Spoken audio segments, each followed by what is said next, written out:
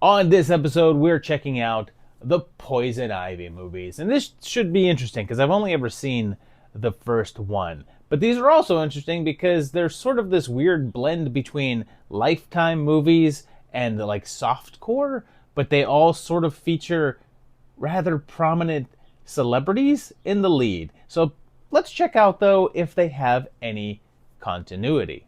Our journey through time begins back in 1992 with Poison Ivy. And right away, we get little Gertie.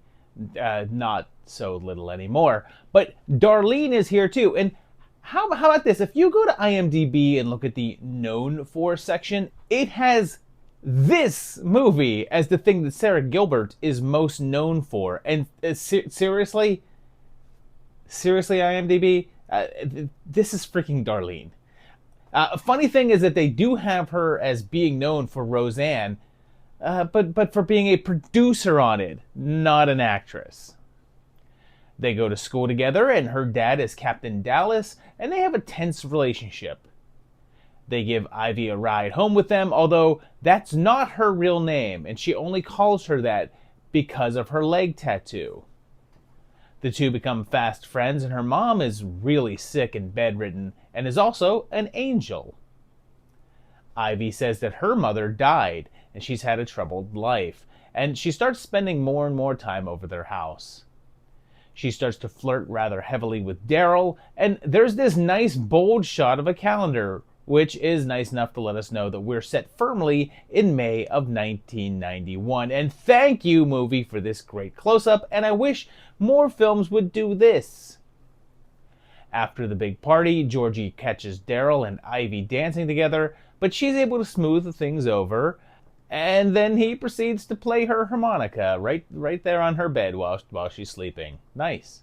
A rift starts to form between Ivy and Coop as things heat up between her and the dad, leading to that steamy rain scene that was weird for those of us that grew up with little kid Drew Barrymore. Really weird. But then everything changes when Ivy pushes Georgie off the balcony to her death, and Ivy starts sleeping in Mom's bed, and eventually the girls get into a car wreck. For a second, we see their license plate, and the registration expires in September of '92, so they're still legal. And Coop sneaks out of the hospital and goes home to find her pops boning Ivy, and they have a confrontation, which leads to more balcony falling, and Ivy dies. And it just ends. So we never get to see how uncomfortable that dad and daughter reunion would be after seeing him play hide the nightstick. That movie became a pretty big cult hit, so 4 years later, in 1996, we got a sequel with Poison Ivy 2, Lily.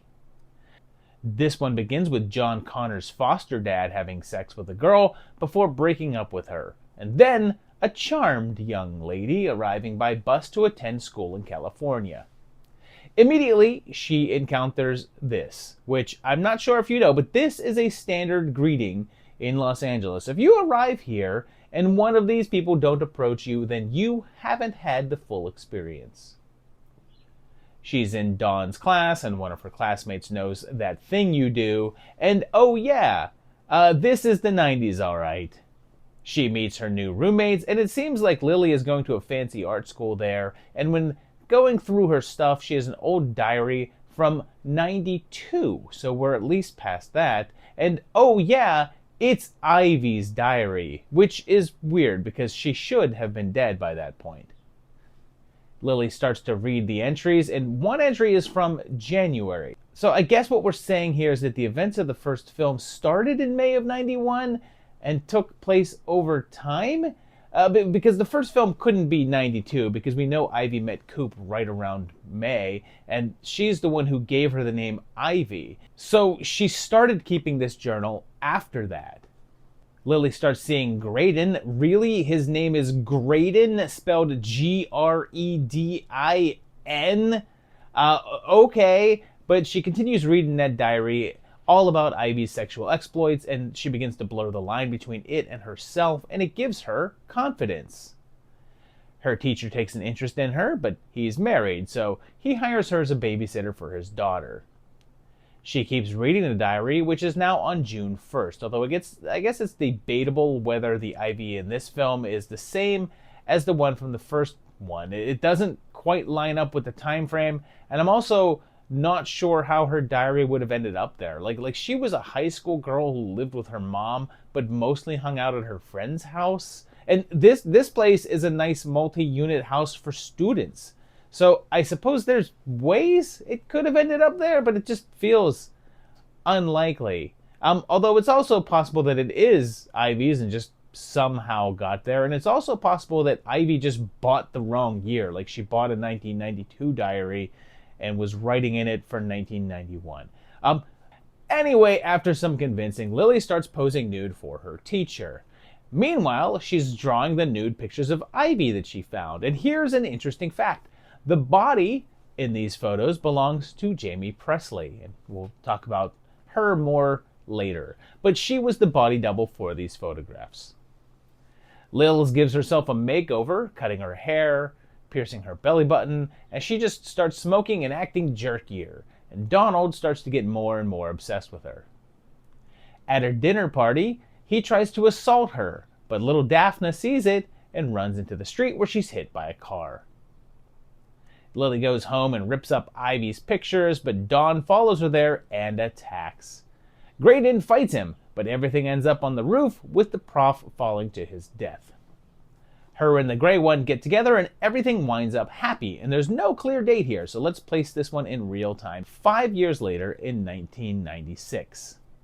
We're a bona fide franchise now, and 1 year later, in 1997, there was Poison Ivy, The New Seduction, which starts with a radio broadcast telling us that it's 1985, and we meet a mom with a daughter named Joy, and she is a live-in housekeeper who has 2 girls herself, and one is named Ivy.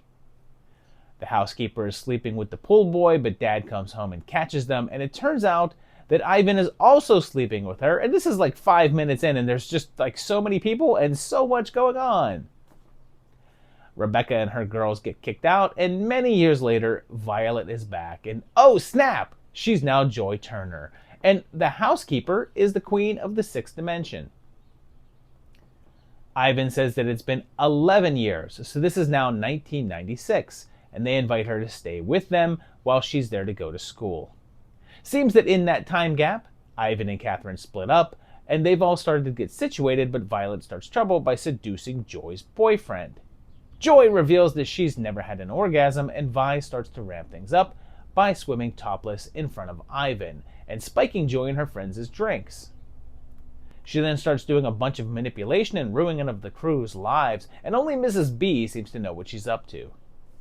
Eventually, she bones Ivan and kills Mrs. B, but then we get to the bombshell. Turns out that Ivy from the beginning of the film is Ivy from the first film, and Violet is her sister, which makes things more complicated. They say that she threw herself out a window, so it's clear it's meant to be the same person, but again, her name wasn't Ivy. That was the name Coop gave to her, and she just ran with it because she wanted a fresh start. So, I guess what this movie's saying is her name actually was Ivy, and that the fake name given to her just randomly was her real name as well, and she just pretended it wasn't as part of her game? But also, in the intro, she's supposed to be 9 years old in 1995, so in the first movie, 6 years after that, she'd only be 15 years old. And I guess that's not too far off since Barrymore was 16 when they shot it. It's also weird that she never mentioned a sister, especially since she talked about her mother and family. Next, Michael gets dead, and Joy catches Vi and Dad together, and he kicks her out, so she tries to kill him too. This leads to a showdown between her and Joy, which ends with Violet falling down the stairs, where I guess she dies. And they never show what happens to the dad, so I guess he died in the car. The series took a break for 11 years and didn't resurface until 2008 with Poison Ivy, The Secret Society, which premiered on Lifetime, and it may not have a number in the title, but they put the IV in Ivy in a different color, and that's Roman numeral 4, so that's more clever than I was expecting from Poison Ivy 4. We meet a Degrassi kid, and her parents died a year ago, and she's leaving home to go to college in New England, making it the first entry to not take place in Los Angeles. There's a clique of girls judging the new students as they arrive, and we find out that last semester a student fell to their death. Everyone gives her a hard time because her name's Daisy? That's what they make fun of her for. She gets hit on by one of the professor's kids and has a meeting with the dean, who's Andy's mom. But there's also some sort of secret society, it's in the title, called the Ivy Society. The head of it is a girl named Azalea, who then bones Blake in a scene that I'm assuming didn't run on the Lifetime channel and was instead part of the unrated release. They find out that Daisy is being considered for a big scholarship, so the Ivies decide to bring her in and send her a cell phone. She gets a text on that phone, and it's dated as 5/9/2007, so we're in May of 2007 here, a full 16 years after the first film. Daisy and Blake start dating, but his parents make him stop seeing her, and the payments aren't going through. And what's weird is a couple of days pass, and she gets another text, but it's still May 9th. And hold up, this is supposed to be the beginning of the school year, and it's May?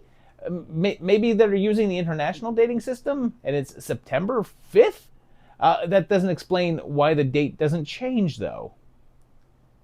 Daisy joins the Ivies, and things start to go good for her, and her loan is approved, and she starts to hang out with them, but then a video is uploaded of her and Blake having sex, and it's dated December 31st, 2007. So I guess that was supposed to be September earlier and not May, and time has passed since they arrived at school. But isn't this New England? And it was uploaded the 31st, and no one is wearing winter clothes or on holiday break or discussing the holidays. Like 2 scenes later, they're sunbathing in bikinis. But then Azalea seduces the professor, only to then kill him and frame Daisy for it. She confronts her about it and is able to get her to confess on tape, and then they face off, fighting in a pool, and Daisy gets the upper hand and knocks her out. She goes home, being given the rest of the semester off, and will return to school after the summer. So I guess this was the spring semester, and either this movie took place entirely over the fall semester, or like Daisy started school in the spring. I don't know. None of that makes sense, but it has no connection to the other films outside of the title, but it's fine to think that it takes place in the same universe, just on the other coast.